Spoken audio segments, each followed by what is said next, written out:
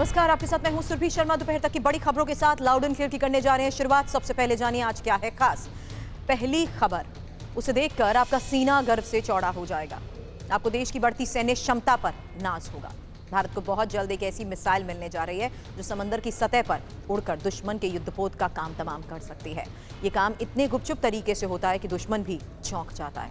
हम बात कर रहे हैं KLUBS anti ship cruise missile की। ये मिसाइल कब नौसेना को मिलेगी और मिसाइल से किस देश से हुई है डील, पूरी खबर होगी आपके सामने। दूसरी खबर, 104 हिंदुस्तानियों की जिनको अमेरिका से भारत डिपोर्ट किया गया। अब इस पर राजनीति हो रही है, संसद में हंगामा हुआ, लेकिन हम आपको बताने वाले हैं कि इन 104 हिंदुस्तानियों पर क्या एक्शन होगा, क्या इनके खिलाफ केस दर्ज होगा, क्या इनको जेल भेजा जाएगा। लाउड एंड क्लियर अंदाज में विश्लेषण होगा और अमेरिका से आए 104 हिंदुस्तानियों के भविष्य की होगी बात। वहीं तीसरी खबर बांग्लादेश से, जहां पर शेख हसीना के खिलाफ नया मोर्चा खोला गया है और शेख हसीना के पिता मुजीबुर रहमान के घर बुलडोजर चला, उसे कैसे नुकसान पहुंचाया गया, उसकी एक एक तस्वीर होगी आपके सामने। बांग्लादेश को आज़ादी दिलाने वाले मुजीबुर रहमान के घर को जमींदोज करने वाले हैं कौन? क्या बांग्लादेश की जमात ब्रिगेड शेख हसीना के बहाने भारत को टारगेट कर रही है? डिटेल होगी आपके सामने, लेकिन अब सीधे राज्यसभा का रुख करते हैं। To play in enhancing its quality. Sir, the House would also share the view of the government that it is in our collective interest to encourage legal mobility and discourage illegal movement. In fact, illegal mobility and migration has many other associated activities also of an illegal nature. Moreover, those of our citizens who have been inveigled into illegal movement themselves become prey to other crimes. They are trapped into both moving and working under inhumane conditions. Members are aware that unfortunately there have even been fatalities in the course of such illegal migration. Those who have returned have also testified to their harrowing experiences. Mr. Chairman, sir, it is the obligation of all countries to take back their nationals if they are found to be living illegally abroad. This is naturally subject to an unambiguous verification of their nationality. This is not a policy applicable to any specific country, nor indeed one only practiced by India. It is a general accepted principle in international relations.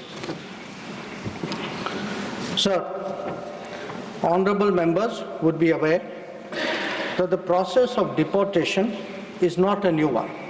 I repeat, not a new one, and has been ongoing for several years. I would like to share with the House details of deportation from the United States since 2009. Their numbers, years-wise, as available with our law enforcement authorities, is as follows. 2009, number of deportees 734. 2010, 799. 2011, 597. 2012, 530. 2013, 515. 2014, 591. 2015, 708. 2016, 1303. 2017, 1024. 2018, 1180. 2019, 2042. 2020, 1889. 2021, 805. 2022, 862. 2023, 617. 2024, 1368. 2025, 104. Sir, deportations by the US are organized and executed by the Immigration and Customs Enforcement ICE authorities. The standard operating procedure for deportation by aircraft used by ICE, that is effective from 2012. I repeat, that is effective from 2012, provides for the use of restraints. However, we have been informed by ICE that women and children are not restrained. Further, the needs of deportees, including during transit, related to food and other necessities, including possible medical emergencies, are attended to. During toilet breaks, deportees are temporarily unrestrained if needed in that regard. This is applicable to chartered civilian aircraft as well as military aircraft. There has been no change, I repeat, no change from past procedure for the flight undertaken by the US on 5 February 2025. Honorable Chairman, sir, we are, of course, engaging the US government to ensure that the returning deportees are not mistreated in any manner during the flight. At the same time, the House will appreciate that our focus should be on strong crackdown on the illegal migration industry, while taking steps to ease visas for the legitimate traveler. On the basis of information provided by returning deportees about the agents and others involved, law enforcement agencies will take necessary preventive and exemplary actions. I thank you. One second. Please take your seat. Honorable members, take your seat. Will you take your seat? The House has to be run on some rules. Yes, sir. Your leaders are aware of it. Sir, I am aware and that's why I spoke. Please take your seat. Your party has not given your name. Honorable members, under Rule 251, a statement may be made by a minister on a matter of public importance with the consent of the chairman, but no question shall be asked at the time of the statement is made. 1 second. Have some patience. Don't jump the gun. My permission was taken by the Honorable External Affairs Minister to make the statement today. There was a request from the leader of the opposition, and that was agreed by the Parliamentary Affairs Minister and leader of the House, that looking to the public sentiment and need for clarity, some brief interventions may be allowed. I examined the request that came from both sides, and I took the call that I'll be making a departure that will not graduate to a precedent, and I would urge the members whose names have come to me to make brief interventions up to 3 minutes. I call upon Shri Randeep Singh Surjewala. 3 minutes. शुक्रिया सभापति जी। मौजूदा विषय जो विदेश मंत्री जी ने उठाया, आज राजनीति से ऊपर उठकर भारत माँ का सीना 140 करोड़ भारतीयों का सीना छलनी है। सपने जमी पर, हाथ में हथकड़ी, पांव में जंजीर, स्वाभिमान जो है वो धूमिल होता हुआ। सर, 4 सिंपल क्लैरिफिकेशन माननीय विदेश मंत्री जी से हैं। पहली, क्या सरकार जानती है कि 5 फरवरी को 104 भारतीयों को हाथ में हथकड़ी और पांव में जंजीरें लगाकर, जहां 19 महिलाएं भी शामिल थी, 40 घंटे की यात्रा जिसमें एक टॉयलेट, इस अमानवीय तरीके से उनको जबरन भारत भेजा गया और सरकार चुप्पी साधे रही? क्या सरकार जानती है कि 7,25,000 ऐसे भारतीय हैं जिनको अमेरिका इसी प्रकार से वहां से निकालने की तैयारी कर रहा है? क्या यह व्यवहार एक आतंकवादी या उग्रवादी का व्यवहार है भारतीयों से, या एक मानवीय व्यवहार है? इस पर क्या सरकार टिप्पणी करेगी? दूसरी क्लैरिफिकेशन, सर, कितने हजार और भारतीय हैं? हमने वो तो देखे जो हथकड़ी और जंजीरों में बंधकर आए, हमारे भाई बहन और बच्चे, पर कितने हजार ऐसे भारतीय हैं 7,25,000 में से जिन्हें अमेरिका ने डिटेंशन सेंटर में इसी अमानवीय तरीके से बंद कर रखा है और उनके क्या हालात हैं और क्या उनको आपने काउंसलर एक्सेस दिया है। तीसरी क्लैरिफिकेशन सर, क्या अब की बार ट्रंप सरकार नमस्ते ट्रंप पर 100 करोड़ रुपया खर्च करने वाली, उनके गले पड़ने वाली सरकार ये समझती है कि ये सब 7,25,000 भारतीय इसलिए गए कि 2 करोड़ रोजगार बार बार हर साल देने का वादा करने वाली सरकार न रोटी दे पाई, न अच्छी जिंदगी दे पाई और मजबूरन पत्नी के गहने रहन करके एक एकड़ जमीन बेचकर अपना मकान गिरवी रखकर ये लोग वहां गए। अब इनके बारे में सरकार क्या करेगी? चौथी clarification sir, I'll close it then. Thank you. पड़ोसी देश बांग्लादेश में उथल पुथल जारी है और बांग्लादेश में कट्टरपंथी हावी हैं। ऐसी हरकतें हो रही हैं जिससे लोग ही हैरान हैं। शेख हसीना के पिता शेख मुजीबुर रहमान बांग्लादेश के जनक माने जाते हैं, बांग्लादेश के पहले राष्ट्रपति भी रहे, लेकिन अब शेख मुजीबुर रहमान और उनकी परंपरा के खिलाफ आंदोलन शुरू हो चुका है। जिन शेख मुजीबुर रहमान ने कभी बांग्लादेश को आजादी दिलाई, देर रात उन्हीं मुजीबुर रहमान के घर को तहस नहस कर दिया गया। हजारों की संख्या में प्रदर्शनकारी पहले शेख मुजीबुर रहमान के घर पर पहुंचे, तस्वीरें आपके सामने हैं। वहां आग लगा दी, तोड़फोड़ की। यह तब हुआ जब उनकी बेटी और अपदस्थ प्रधानमंत्री शेख हसीना ऑनलाइन लोगों को संबोधित कर रही थी। तो शेख मुजीबुर रहमान के घर में तोड़फोड़ और जिस तरीके से ये तस्वीरें सामने आई हैं, फिलहाल देखिए कि कैसे यहां पर जेसीबी लाकर पूरी प्लानिंग के तहत इस तोड़फोड़ को अंजाम दिया गया। आपको बता दें, न सिर्फ इमारत के इस हिस्से को ढहा दिया गया, बल्कि संग्रहालय के रूप में जो सारी पहचान उनकी थी उन सबको तहस नहस कर दिया गया। हजारों लोगों की ये भारी भीड़ देखिए। शेख मुजीबुर रहमान के घर में तोड़फोड़ के पीछे जमाते इस्लामी पर शक है और बुलडोजर जुलूस का पहले से ऐलान किया गया था। आपको बता दें, शेख मुजीबुर रहमान के घर को गिराने का प्लान पहले से तैयार था और यही वजह है कि जमाते इस्लामी के कार्यकर्ताओं की भारी भीड़ यहां पर जिस तरीके से जुटी, उसके बाद यह साफ हो गया कि कैसे पूरी प्लानिंग के तहत यहां बुलडोजर चलाया गया।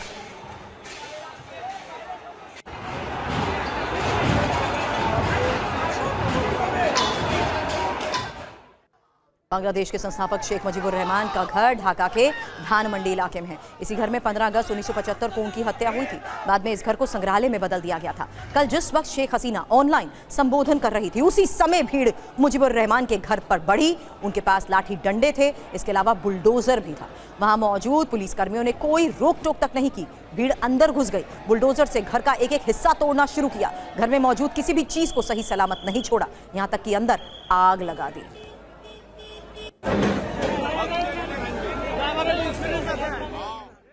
सैकड़ों लोगों की भारी भीड़ घर पर धावा बोल चुकी थी। कोहराम मचा हुआ था। घर के अंदर तोड़फोड़ मचाने वालों की ये तस्वीर आपने देखी, लेकिन अब देखिए कैसे घर के अंदर आग लगा दी गई। सैकड़ों लोग घर की दूसरी मंजिल पर भी खड़े नजर आ रहे हैं। ये लोग नारेबाजी करते रहे। मुजीबुर रहमान और शेख हसीना के खिलाफ नारेबाजी होती रही।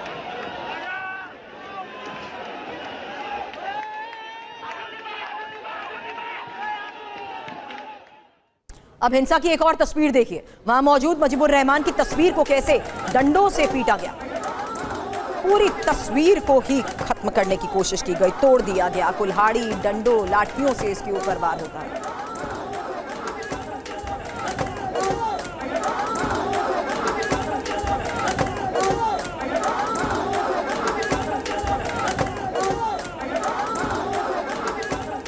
तो शेख मुजीब के घर पर हुए हमले की ये एक तस्वीर हम आपको दिखा रहे हैं और जिस वक्त शेख हसीना का ऑनलाइन संबोधन हो रहा था, उसी वक्त ये सभी कैसे देखिए किस तरीके से बुलडोजर लेकर हजारों की संख्या में लोग उस जगह पर पहुंचे जिसे संग्रहालय माना जाता है और वहां पर न सिर्फ नारेबाजी होती रही बल्कि सब कुछ तहस नहस कर दिया गया। वहां मुजीबुर रहमान से जुड़ी एक एक चीज को कैसे तोड़ दिया गया, आग लगा दी गई। ये उसी वक्त की तस्वीरें हैं। ये देखिए किस तरीके से इस इमारत के पूरे हिस्से को बुलडोजर के जरिए ढा दिया गया और इस दौरान शेख हसीना के लिए फांसी की मांग होती रही। इस तोड़फोड़ के बाद शेख हसीना भी जाहिर सी बात है गुस्से में नजर आई। अवामी लीग समर्थकों को संबोधित करते हुए उन्होंने कहा कि वे इमारत को ध्वस्त कर सकते हैं लेकिन इतिहास को नहीं। लेकिन उन्हें यह भी याद रखना चाहिए कि इतिहास अपना बदला लेता है। शेख हसीना ने कहा कि मोहम्मद यूनुस के पास अभी भी इतनी ताकत नहीं है कि वे राष्ट्रीय ध्वज, संविधान और उस स्वतंत्रता को बुलडोजर से नष्ट कर सके जिसे हमने लाखों शहीदों के जीवन की कीमत पर अर्जित किया। शेख हसीना ने कहा कि मैं जिंदा हूं तो इसका मतलब यह है कि कोई बड़ा काम अभी बाकी है। आपको बता दें, जिस घर में तोड़फोड़ की गई, जिस घर में आगजनी हुई, इसी घर में बंगबंधु की हत्या हुई थी। बांग्लादेश के संस्थापक शेख मुजीबुर रहमान इसी घर में रहा करते थे। 15 अगस्त 1975 को बंगबंधु, उनकी पत्नी, बेटे, बहू और कई रिश्तेदारों की इसी घर में हत्या कर दी गई थी। इसके बाद इस घर को एक स्मारक संग्रहालय के रूप में बनाया गया। इससे पहले 5 अगस्त 2024 को शेख हसीना के देश छोड़ने के बाद भीड़ ने इस घर पर हमला किया था, तोड़फोड़ कर आग तक लगा दी थी। तब से ये घर वीरान था। लेकिन शेख हसीना के पिता मुजीबुर रहमान के घर पर हमले के पीछे है कौन? जमाते इस्लामी का हाथ इसमें बताया जा रहा है। पिछले 5 अगस्त को शेख हसीना के तख्ता पलट के बाद बांग्लादेश में जमाते इस्लामी हावी है और जमाते इस्लामी कट्टर संगठन है जो बांग्लादेश को इस्लामिक राष्ट्र बनाना चाहता है। जमाते इस्लामी को मोहम्मद यूनुस की अंतरिम सरकार का पूरा सपोर्ट है, समर्थन हासिल है। जमाते इस्लामी शेख हसीना की सभी उदार नीतियों को बदलना चाहती है। सिर्फ इतना ही नहीं, जमाते इस्लामी बांग्लादेश के मुक्ति संग्राम, बंगबंधु से जुड़े इतिहास को भी तहस नहस करना चाहती है। जमाते इस्लामी को ISI की पूरी मदद मिल रही है और बांग्लादेश में भारत के खिलाफ विरोध का माहौल बनाने के पीछे भी ये गठबंधन है। 2013 में शेख हसीना सरकार ने जमात पर बैन लगाया था, लेकिन तख्ता पलट के बाद बांग्लादेश की अंतरिम सरकार ने जमात से बैन हटा लिया और अब नतीजे सबके सामने हैं। यही वजह है कि सुमित, बेअंत बवाल की ये तस्वीरें आए दिन बांग्लादेश से सामने आ रही हैं। बिल्कुल, देखिए, कहा जा रहा है कि लगातार अभी जो वहाँ पे अराजकता का माहौल है, खासतौर पे मोहम्मद यूनुस की जो सरकार है वो उसको कंट्रोल नहीं कर रहा। पिछले 6 महीने में करीबन 60 से ज़्यादा ऐसे इंसिडेंट्स हो चुके हैं जहाँ पर ऐसे बिल्डिंग्स को या फिर आप कह सकते हैं कि लोकेशंस को टारगेट किया जा रहा है, और खास तौर पर ऐसी लोकेशंस जो उनके इतिहास से जुड़ी। और ये देखिए कितनी कमाल की बात है कि वहाँ के यूथ, वहाँ का मॉब जो है लगातार उन्हीं के जो फादर ऑफ नेशन थे उनके घर को टारगेट कर रहा है, जहाँ पर उन्होंने लंबा समय बिताया। और अभी अराजकता का माहौल ये है कि बड़ी बड़ी बिल्डिंग्स को रात भर के अंदर टारगेट किया जाता है। ना तो पुलिस एक्शन लेती है, ना प्रशासन एक्शन लेता है और ना ही कोई अरेस्टिंग होती है। और ये साबित करता है कि सरकार की पूरी शय है ऐसे इलाकों को, ऐसी जगहों को टारगेट करने के लिए। शुक्रिया पूरी जानकारी के लिए सुमित आपका। तो विदेश मंत्री की तरफ से जिस तरीके से इस पूरे मामले पर तथ्य रखे गए हैं, फैक्ट्स रखे गए हैं, अमेरिका से डिपोर्ट भारतीयों को लेकर अब होगा क्या, ये भी आगे एक सबसे बड़ा सवाल, क्योंकि अमेरिका से जिन लोगों का डिपोर्टेशन किया गया है उन पर सियासत हो रही है। लेकिन अमेरिका में अच्छे भविष्य का सपना देख कर गए इन भारतीयों का अब होगा क्या, आपके लिए ये भी जानना बहुत जरूरी है। क्योंकि आपको बता दें कि अमेरिका से डिपोर्टेड भारतीयों का होगा क्या, उसको इस लिहाज से समझिए जहां जाहिर सी बात है कुछ केसेस में पूछताछ भी संभव है, ये जानने के लिए कि क्या किसी का कोई आपराधिक रिकॉर्ड है, नागरिकता पर अगर कोई सवाल है तो उस लिहाज से भी पूरे मामले की इन्वेस्टिगेशन की जाएगी कि किस रूट से आखिर ये विदेश गए, इसकी पड़ताल होगी। मंशा क्या थी, किस रूट से गए, वेरिफिकेशन के तहत ये भी कि डिपोर्टेड शख्स पर मुकदमा चलेगा या नहीं, उसी आधार पर यह फैसला होगा। यानी जिस लिहाज से पूछताछ होगी उसके बाद वेरीफाई किया जाएगा और फिर आगे कानूनी एक्शन की भी क्या इसमें जरूरत है। जांच में अगर वो दोषी पाया गया तो क्या कानूनी कार्रवाई भी होगी। इसमें एक और सबसे बड़ी बात, क्योंकि ये विदेश जिस रूट से गए हैं, जिसके जरिए गए हैं, विदेश भेजने वाले एजेंट से पूछताछ, यानी वो पूरा रूट, किसके जरिए गए, किसको इतना पैसा दिया, और साथ ही एजेंट की गिरफ्तारी भी संभव है। ये हम उस लिहाज से फैक्ट्स आपके सामने रख रहे हैं जिसमें आपको ये बता दें कि जितने लोग अब फिलहाल भारत आए हैं उनके बारे में भी जांच की जाएगी, उनके बारे में भी वेरिफिकेशन की जाएगी। और अमेरिका से ये पहली बार जिस तरीके से भारतीयों का डिपोर्टेशन नहीं हुआ है, जो बात अभी थोड़ी देर पहले आपने विदेश मंत्री को कहते हुए भी सुनी, पहले भी अवैध रूप से अमेरिका गए भारतीयों को वापस भेजा गया है। एक डेटा अब आपके सामने रखते हैं जिससे आपको यह भी पता लगेगा कि 2020 से लेकर अब तक कितने भारतीयों को डिपोर्ट किया गया है। हालांकि जो इंफॉर्मेशन अभी तक पहले थी उसे अपडेट किया जा सकता है उस आधार पर, क्योंकि कुछ फैक्ट्स और फिगर्स अब से थोड़ी देर पहले राज्यसभा में भी रखे गए हैं। लेकिन उससे पहले 2020 का ये आंकड़ा, जिसमें 2312 लोगों के डिपोर्टेशन को लेकर खबर थी, जबकि 2021 में 292, 2022 में 276, 2023 में 370 और 2024 में 1529 लोग। हालांकि अभी अभी लेटेस्ट फैक्ट्स और फिगर्स राज्यसभा में रखे गए हैं, जाहिर सी बात है ये फिगर्स भी और अपडेट हुए हैं। आनंद प्रकाश पांडे इस वक्त हमारे सहयोगी हमें ज्वाइन कर चुके हैं। आनंद, इन तमाम विरोध और सवालों के बीच में अब विदेश मंत्री की तरफ से क्या क्या बातें राज्यसभा में इस पूरे मामले पर रखी गई हैं, सबसे पहले क्विक अपडेट। बिल्कुल, विदेश मंत्री ने ये बताया कि कोई पहला वाकया नहीं है जब डिपोर्ट किया गया हो यूएस से। उन्होंने बताया, उन्होंने पूरा डेटा दिया, उन्होंने कब को डिपोर्ट किया गया। लेकिन जो विपक्ष के सवाल ये थे कि जिस तरीके से उनको हाथ में हथकड़ी लगा के, पैर में जंजीर लगा के उनको भेजा गया, जो रास्ते भर उनको अमानवीय यातनाएं दी गई, जिस तरह उनको दिक्कतें हुई, उसको लेकर विपक्ष का सवाल था। उसको लेकर विदेश मंत्री की तरफ से जाहिर तौर पर कुछ नहीं कहा गया। लेकिन हाँ, उन्होंने ये जिक्र जरूर किया कि ओवरसीज मोबिलिटी सुविधा और कल्याण विधेयक जो है उस पर सरकार काम कर रही है, ताकि जो विदेशों में जो रोजगार के लोग जाते हैं उस पूरे सिस्टम को व्यवस्थित किया जा सके, ताकि कोई जो है ऐसे दलालों के चंगुल में ना फंसे। जिस तरह से इस बार ये जो डंकी रूट की बात की जाती है, वो उस रूट को इस्तेमाल करके दलालों के चंगुल में फंस के अपने जमीन या गिरवी या जो गहने उनको जेवर रख के लोग बाहर बिल्कुल जाते हैं। ऐसे कई केसेस भी अब जिस तरीके से सामने आए हैं, अब आगे क्या सरकार का रुख रहता है, इस बारे में आपसे और अपडेट लेंगे। शुक्रिया फिलहाल आनंद, पूरी जानकारी के लिए आपका। एक और बड़ी खबर का रुख कर रही हूं, भारतीय नौसेना की ताकत में किस तरीके से इजाफा होने वाला है। खबर है भारत को रूस से ऐसी मिसाइल मिलने वाली है जिसे अचूक माना जाता है। नौसेना के लिए गेम चेंजर होने वाली इस मिसाइल का नाम है KLUBS anti ship cruise missile.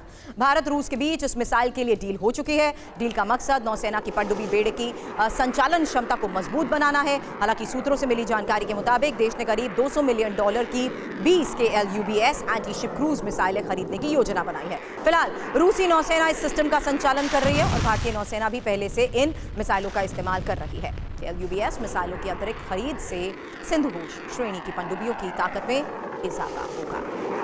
अब KLUBS anti ship cruise missile की खूबियां क्या है ये भी आपको बताएंगे, लेकिन इस बीच हम आपको बता रहे हैं कि जिस मिसाइल की दुनिया कायल है, भारत को भी वो हथियार मिल रहे हैं और रूस से 20 मिसाइल मिल सकती हैं। तस्वीरें आपके सामने हैं। करीब $200 मिलियन की इस डील को लेकर खबर समझिए, जहां सिंधु घोष श्रेणी की पनडुब्बी की ताकत में इजाफा हो रहा है और ये भारत और रूस के बीच मिसाइल खरीद पर डील को लेकर खबर है। अब शिप क्रूज मिसाइल की खूबी आखिर है क्या? मेरे सहयोगी सुमित इस वक्त स्टूडियो में मुझे ज्वाइन कर चुके हैं। मिसाइल कितनी घातक है ये देखना बहुत जरूरी है और सुमित, उसी लिहाज से ये इन्फॉर्मेशन जहां देखिए किस तरीके से इसकी मारक क्षमता, इसके वॉरहेड, इसकी स्पीड और लॉन्च प्लेटफॉर्म, पनडुब्बियों से लेकर जो इन्फॉर्मेशन इसकी खासियत के तौर पर सामने आ रही है, भारत के लिए ये बढ़ती क्षमता क्या खास बात इसकी और कितनी महत्वपूर्ण? देखिए, निश्चित तौर पर अगर आप देखें कि भारतीय अब वॉरशिप्स के अंदर अभी हमने देखा कि ब्रह्मोस मिसाइलें सबसे ज़्यादा लगाएगी, लेकिन अब एक नई मिसाइल कैलिबर मिसाइल का इस्तेमाल किया जाएगा जिसकी रेंज करीबन